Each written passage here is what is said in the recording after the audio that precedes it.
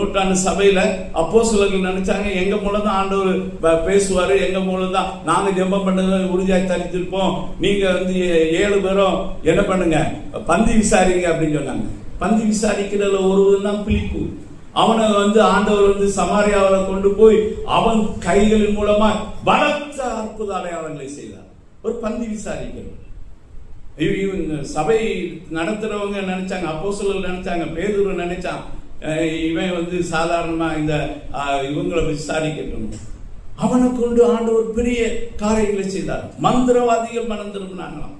அவங்க புஸ்தகங்கள் எல்லாம் கொண்டு எரித்தார்கள். அதனுடைய தொகை 50,000 என்று சொல்லி எழுதப்பட்டிருக்கு. அந்த பல லட்சம் கோடிக்கணக்கான மதிப்புள்ள மந்திர புஸ்தகங்கள் எல்லாம் கொண்டு எரித்து விட்டு மந்திரவாதிகள் மனம் திரும்புவதற்கு சபையில் இருக்க சாதாரண மனிதன் பயன்படுத்தார். அது சபை.